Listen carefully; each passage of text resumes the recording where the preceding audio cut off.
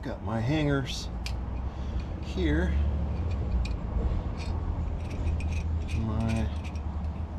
These are actually really nice pieces too. However, I just noticed these are offset. See how there's an offset in this? So it's biased to this side. So they don't have a right or a left on them, but I'm pretty sure I know what they're intending. So I wonder if that goes inside there, outside. Okay, we're learning together.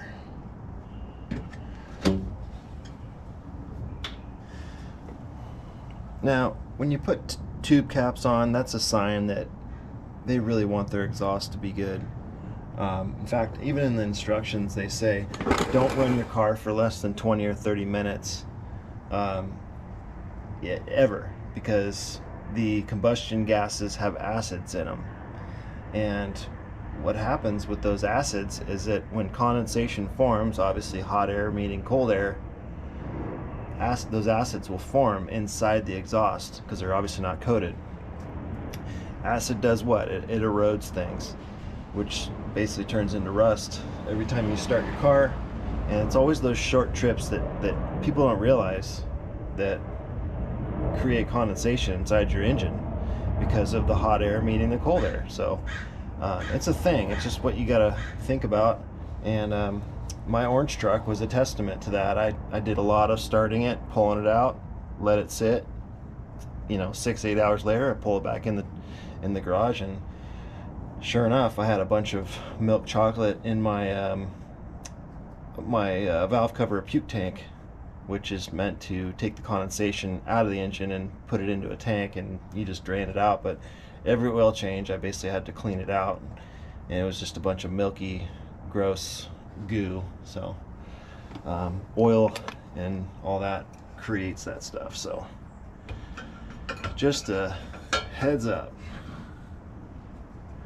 So I'm thinking this is probably kind of like that, actually. But let's see if this even looks right. Is that gonna make sense?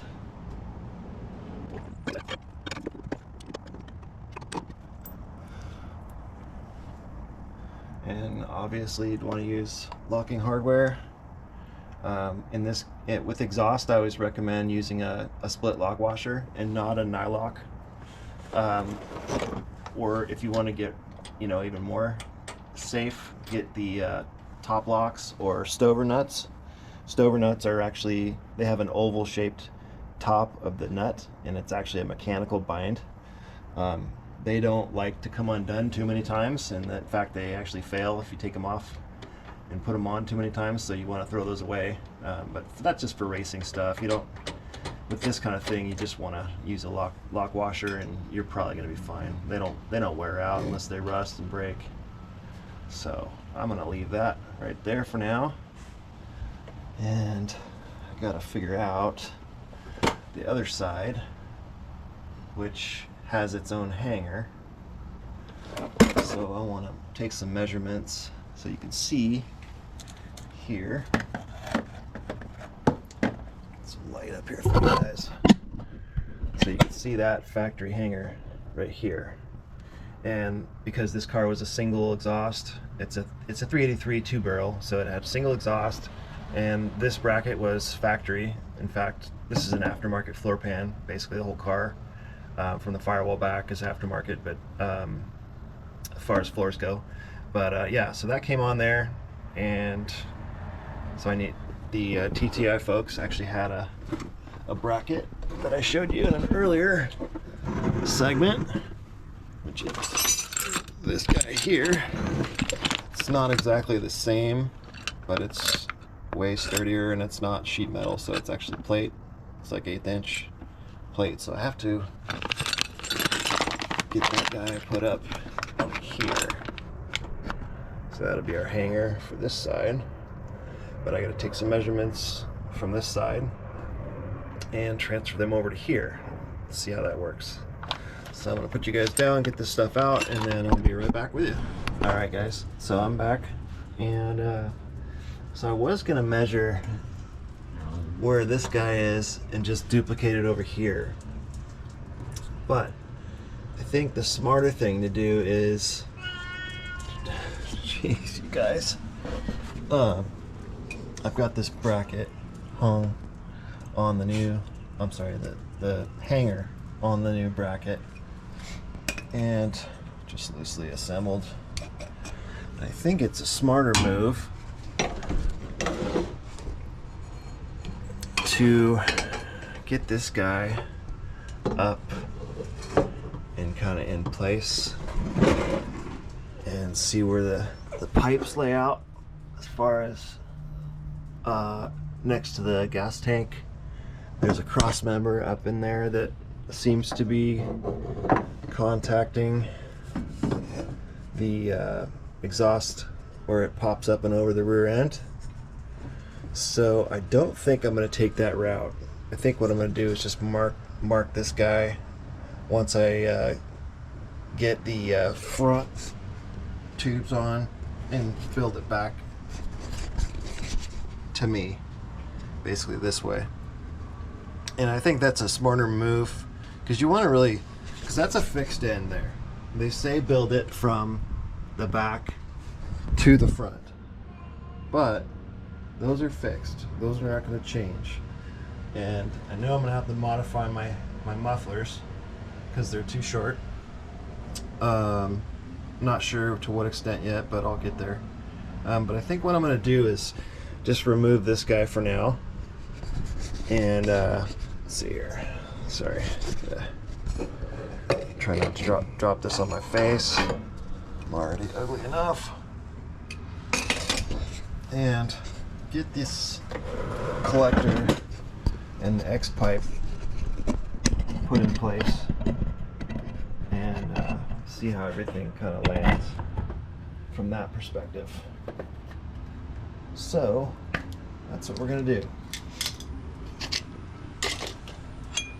And got my collector gaskets in case you were wondering, because that is it's a 1/8 inch, 1/4 inch, whatever it is, and that is a factor in all of this.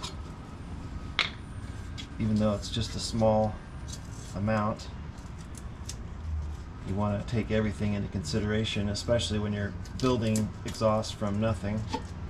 I love how they mark just about everything on this system. Makes it a lot easier to deal with. Takes all the guesswork out of it.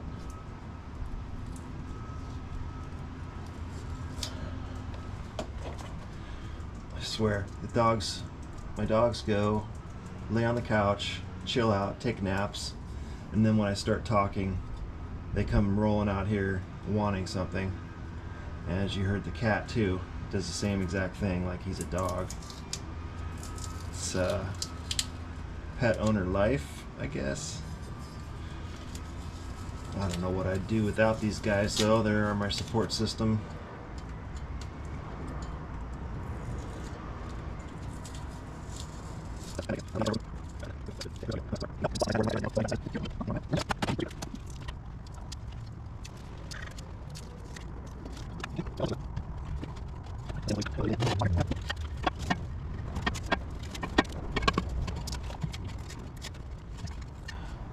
This is actually the first knockdown exhaust system I've ever done.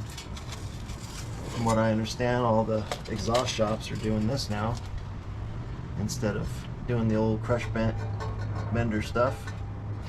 I've never been a fan of the crush bent stuff, but it makes sense with the lower horsepower applications. You know, the usual 250, 275, that kind of range doesn't really change much. But when you get into performance stuff, it makes more sense to go with the mandrel bent stuff, which is what this is. And if you don't know what mandrel bent means, it's what it is that it's like if you consider it like a snake, big fat snake that they actually put into the tube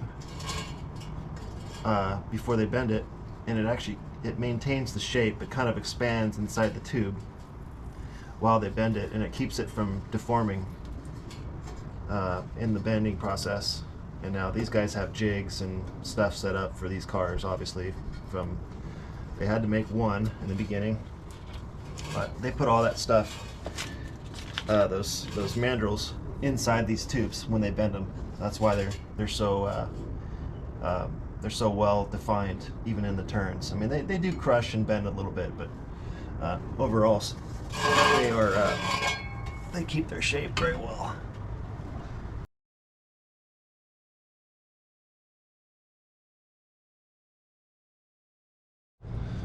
Alright, so I'm setting up my jacks to get this mid pipe. Let's see, that's right. So yeah, I love how these guys mark everything because it's so easy to decipher which one goes where. So this is a right. And this is right, so this is upside down.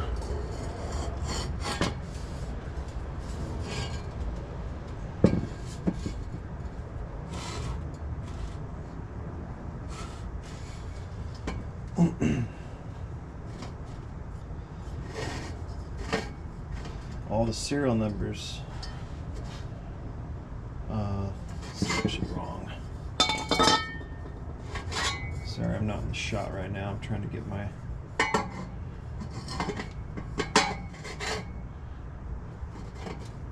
stuff in order here.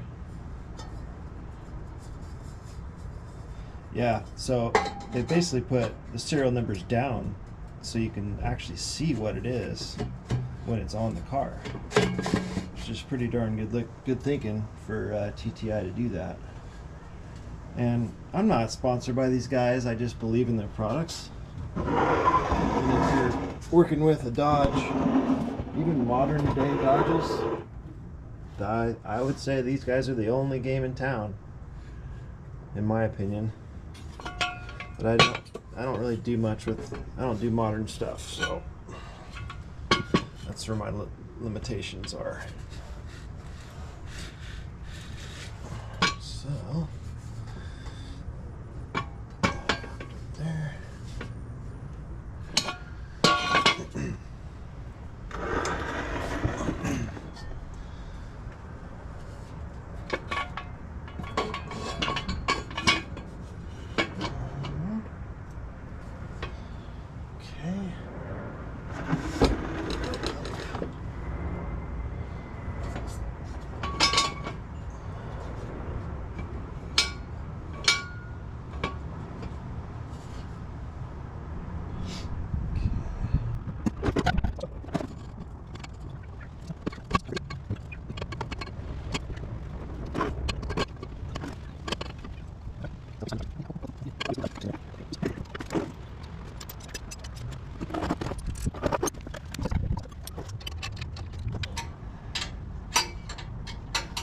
Yeah, so it's a pretty interesting fun fact.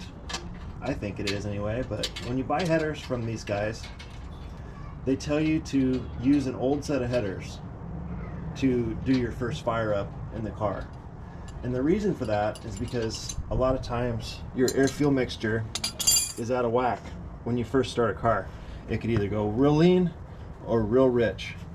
And I'm not sure because I haven't hooked up my air fuel yet, but these headers are basically blue and green and rust color since I started the car, and it's only been run twice, so I haven't ran it a whole lot. I don't like to run it because a new engine shouldn't be idled more than you have to, just because they like to be in the wind. Basically, it's good for a car to be varying throttle position when they're new, while the ring seat and you should try to avoid any sort of idling if you can, especially if you have a flat tappet cam. So I don't particularly care for those, but you know, in a more budget build engine, you're gonna most likely have a flat tappet cam, and because those are metal to metal surfaces, there's always a risk of wiping out a camshaft or a lifter, which would lead to camshaft failure. So just something to think about. So anyway, what I was getting at is I wanted them to send me my headers with ceramic coating, and they told me about this. I'm like, well, that's kind of inconvenient. I got to bring them back or to another guy after I run it, and they're like, yeah, because it'll void the warranty of your ceramic coating. So if you're just buying a set of headers for a car that you already have running, they say it's fine, but a break-in will void the warranty. So something to think about. I thought that was kind of interesting. Yeah,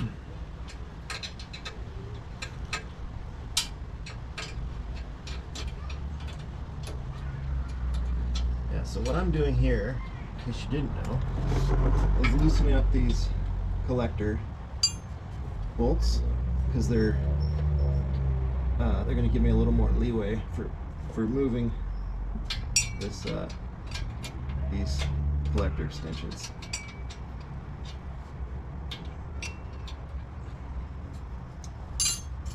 Man, God, I just put this thing on today too. Okay, there it is. Yeah. So this will afford us more wiggle room. We'll leave the bolts in the flange, but it'll give us some more wiggle room to fit those guys on there.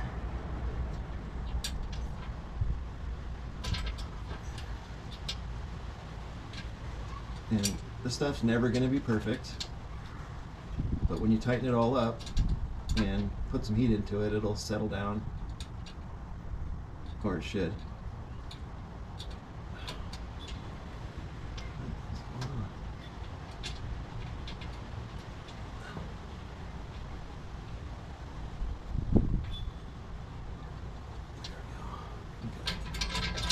We got all that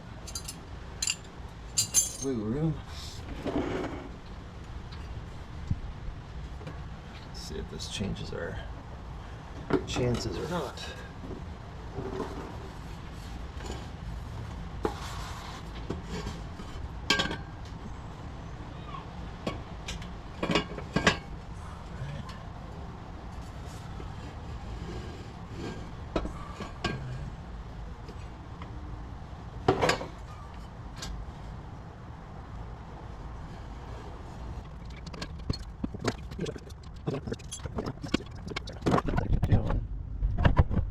Trying to align these guys now with the situation. So the whole idea here is to get these exhausts up to where it's going to be a level playing field here. So it'll be,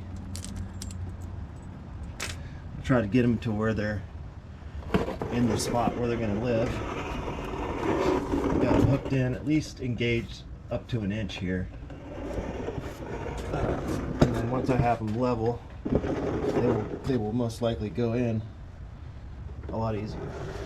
So here we go. So there's that.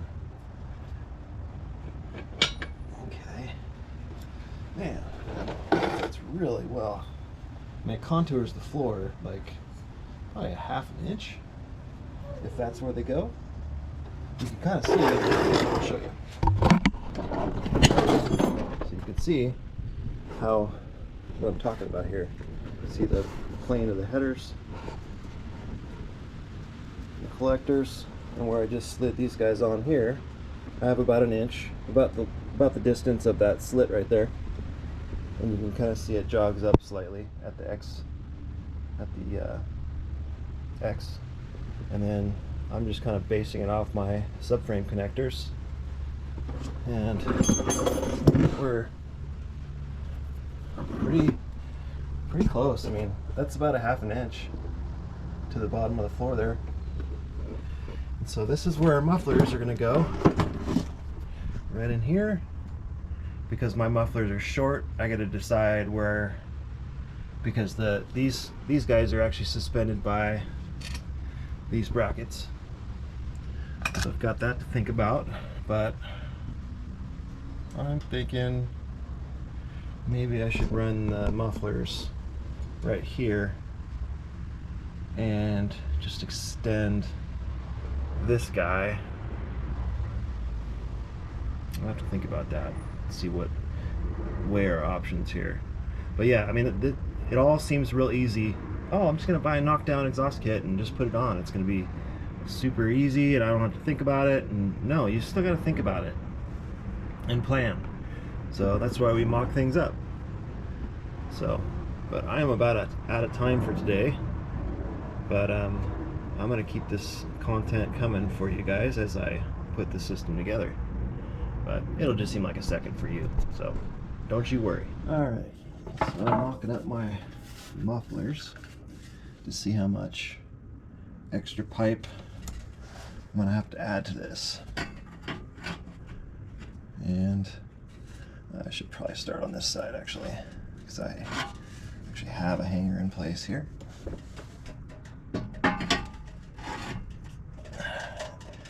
And when at all possible, you want to do a slip fit if you can, because it'll take longer to rust or rust through the joint if you have a slip fit.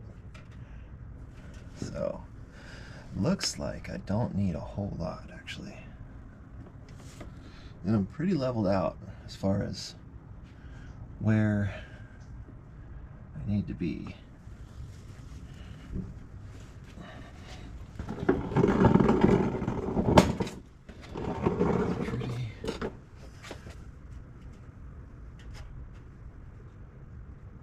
Get them as close to level to the ground as possible.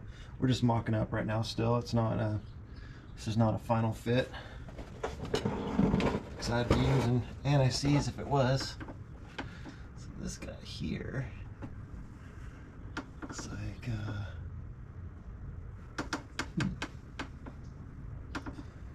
may have to come down. I'm not sure if I can come down that much.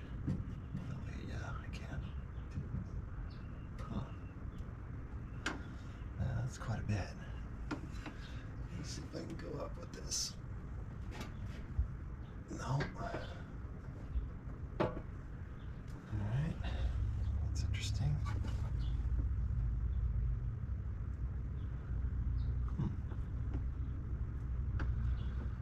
This guy could go.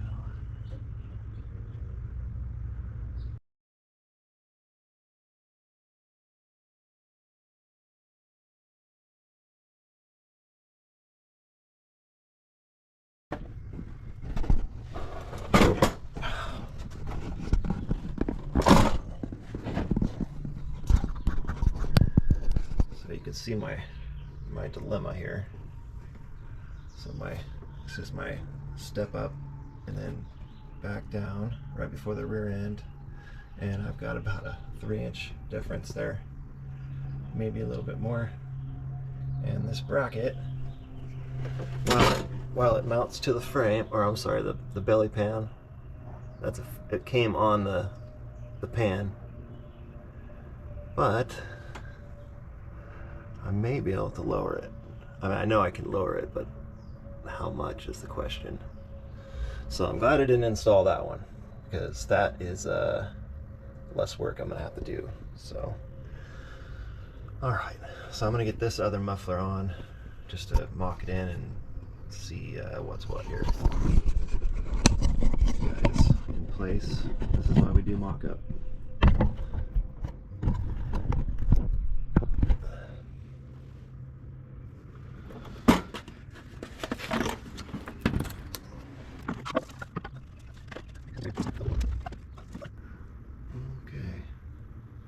Same situation.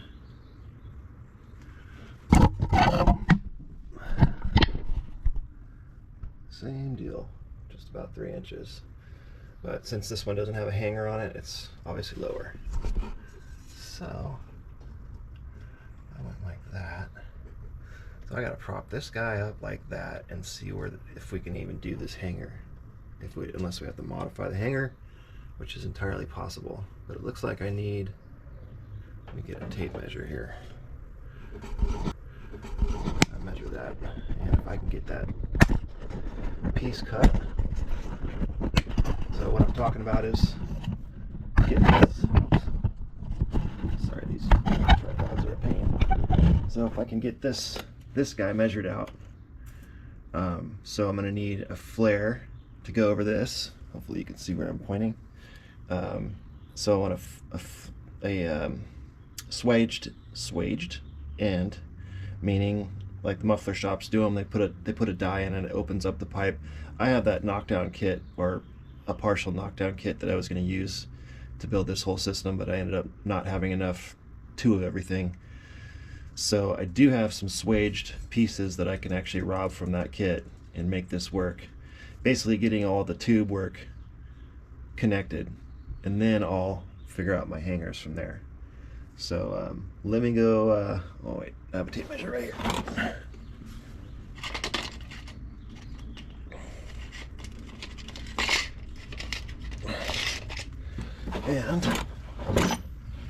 And again, when at all possible, you want to do a swaged end to not just have a butt joint, because a butt joint is obviously not as strong. Not that, I mean, I've done butt joints forever. It's not a big deal. You just want to make sure that if the exhaust is on a rubber mount, you want to make sure it's all on a rubber mount. So the engine's on a rubber mount or urethane, and then these hangers are obviously rubber. So you just don't want to solid mount any part of this exhaust, because it will break when this stuff moves going down the road. So this will go in to this. I've got a little bit of wiggle room here, so I'm going to measure 3 inches. So it's a 3 inch basically. So we're looking at 7.5, about 7.5. Let me see here. We'll call it 7. Alright, so I'm going to leave that swaged end and cut it down to 7, and that'll get us connected. And then I can take this hanger off, and then once we have all the tube connected up, it'll be a little more straightforward as far as where we're going to mount these hangers. So again, these knockdown kits, they're not perfect, and they make them on jigs from 1 or 2 different versions, and sometimes they just go a little out of whack. I mean, it's a great system. Just choose your poison. Have somebody build your exhaust, or you can build it yourself, and I choose the latter. So anyway, 7 inches. I'll be right back. Let me grab this couple of pieces here.